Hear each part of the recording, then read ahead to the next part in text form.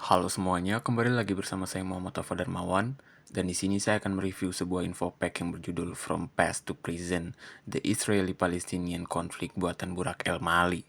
Hundreds of thousands of Palestinians forcibly displaced by Israel's war are returning to their land, determined to reclaim what's left of their homes.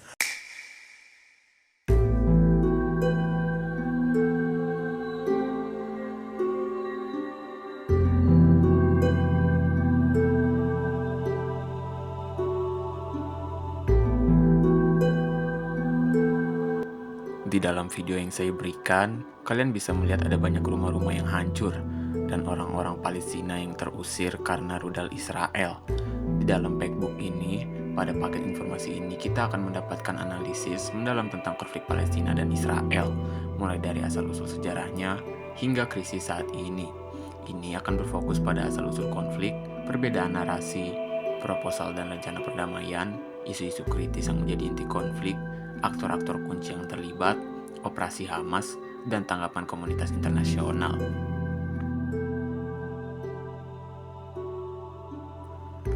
Di bagian paling pertama dari infopack ini, kita bisa membaca langsung sejarah-sejarah yang terjadi dari konflik Palestina dan Israel. Ada banyak sekali tahun-tahun yang bisa menjadi bukti perjuangan Palestina, mulai dari berdiplomasi, peperangan, invasi, dan juga perebutan wilayah. Jikalau kita membaca di bagian paling pertama, kita bisa melihat ada 27 event yang hampir sebagian termasuk perjuangan negara Palestina.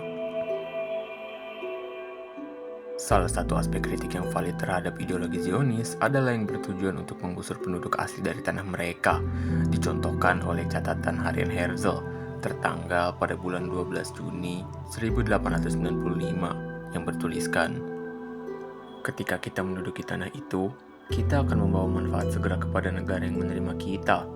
Kita harus dengan lembut mengambil alih hak milik pribadi di perkebunan yang ditugaskan kepada kita.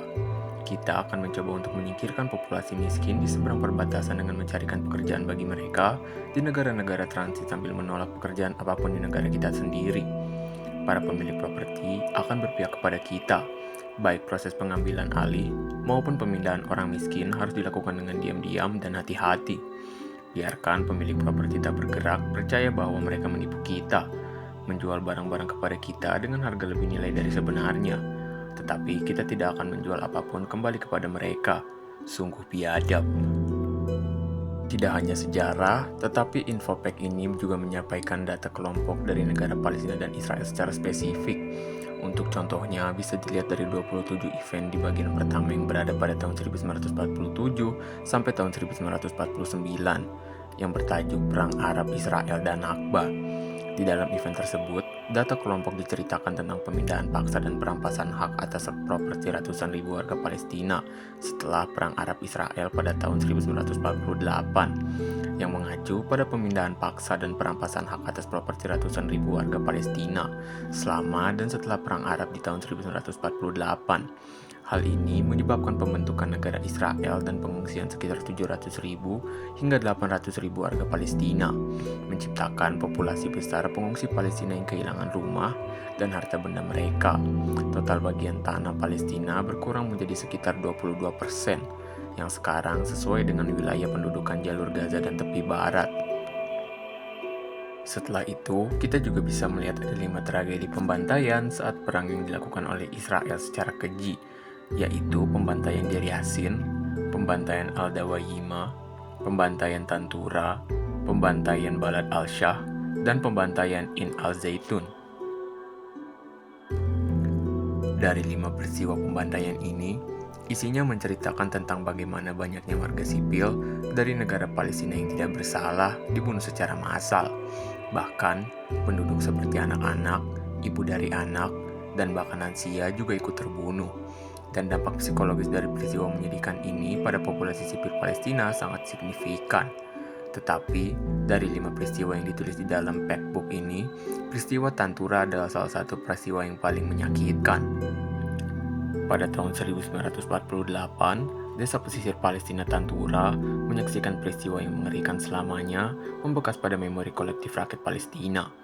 Pasukan Israel merebut Tantura pada Mei 1948, Dan apa yang terjadi selanjutnya adalah tragedi dengan proporsi yang sangat besar. Banyak penduduk Palestina, termasuk warga sipil tak berdosa, wanita, anak-anak, terjebak dalam kekerasan. Laporan menunjukkan bahwa banyaknya kehilangan nyawa mereka selama atau setelah pertempuran, dan ada tuduhan kejahatan keji yang dilakukan terhadap orang-orang seperti pemerkosaan dan brutalitas lainnya. Kemudian di dalam infopack ini juga dituliskan bagaimana pertarungan narasi antara Israel dan Palestina. Di dalam narasi Zionis, mereka mengatakan ini adalah kepercayaan pada janji Alkitabiah tanah Israel kepada orang Yahudi. Sebagaimana diartikulasikan dalam Alkitab Ibrani Tanah, ide tanah yang dijanjikan digunakan untuk mendukung kembalinya dan kedaulatan Yahudi di tanah air leluhur mereka. Lalu pada narasi Palestina, mereka menentang narasi Zionis dengan menekankan ikatan sejarah dan budaya Palestina dengan tanah Palestina. Ini memberikan perspektif yang berbeda tentang sejarah wilayah tersebut dan konflik Israel-Palestina. Pertama dan terpenting, narasi Palestina berpusat pada Yudaisme adalah agama wahyu, seperti kekristenan, dan tidak memiliki ikatan inheren dengan tanah tertentu. Orang Yahudi bukanlah suatu bangsa, melainkan komunitas penganut. Narasi tradisional Palestina menekankan bahwa rakyat Palestina memiliki hubungan yang mendalam dan kuno dengan tanah Palestina yang berasal dari berabad-abad yang lalu. Ini menunjuk pada kesinambungan komunitas Arab dan Palestina di wilayah tersebut. Bahkan, selama kekuasaan asing dan pendapat bahwa kehadiran ini mendahului imigrasi Zionis. Dengan demikian, narasi ini menganggap gelombang imigrasi Yahudi ke Palestina selama akhir abad ke-19 dan abad ke-20 yang didorong oleh gerakan Zionis sebagai gangguan dan ancaman terhadap komunitas dan cara hidup mereka yang ada karena bergantung pada perampasan hak, penyitaan, dan pemindahan sistematis rakyat Palestina. Narasi Palestina juga menekankan kekuasaan Ottoman dan Arab atas Palestina selama berabad-abad sebelum pendirian Israel. Warga Palestina berpendapat bahwa mereka memiliki masyarakat yang koheren dan berfungsi dengan budaya, bahasa, dan tradisi mereka sendiri. Dalam segi tanggapan internasional, ada pernyataan bersama oleh para pemimpin Perancis, Jerman, Italia, Britania Raya, dan Amerika. Rata-rata presiden dari 5 negara tersebut memilih untuk berpihak kepada Israel. Sisanya seperti Liga Arab, Qatar, dan negara-negara Timur Tengah lain berpihak pada Palestina.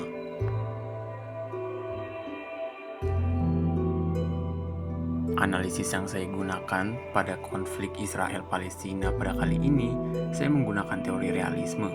Berdasarkan teori realisme, analisis terhadap sejarah dan dinamika konflik Israel-Palestina dalam infopack ini dapat diperkuat dengan menggunakan lensa teori realisme dalam hubungan internasional.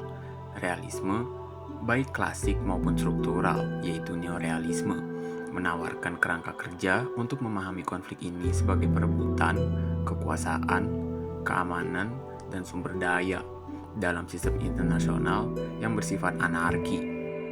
Kemudian, aspek yang termasuk adalah power politik dan national interest.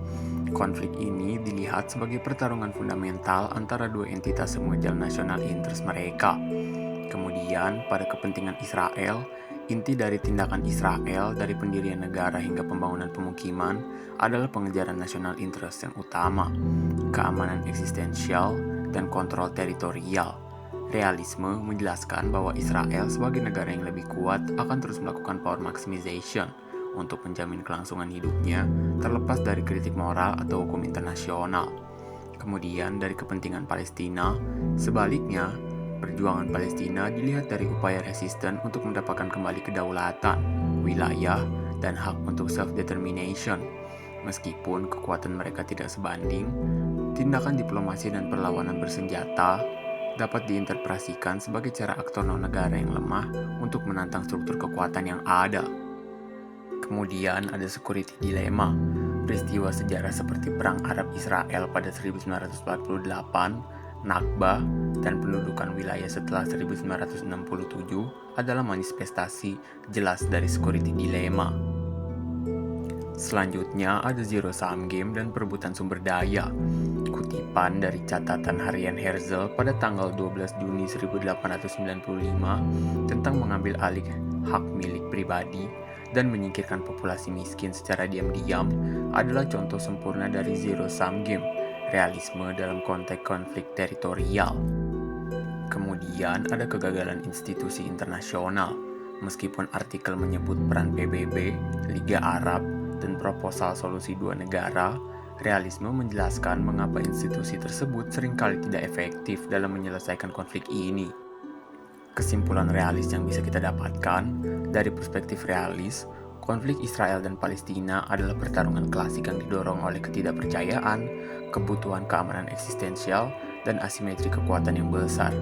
Realisme memprediksi bahwa solusi damai tidak akan tercapai melalui moralitas atau hukum internasional, tetapi hanya jika terjadi perubahan signifikan pada keseimbangan kekuatan regional atau jika insentif keamanan yang kuat dapat mengubah perhitungan national interest dari kedua belah pihak.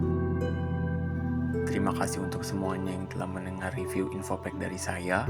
Saya Muhammad Taufan Darmawan, pamit undur diri. Assalamualaikum warahmatullahi wabarakatuh.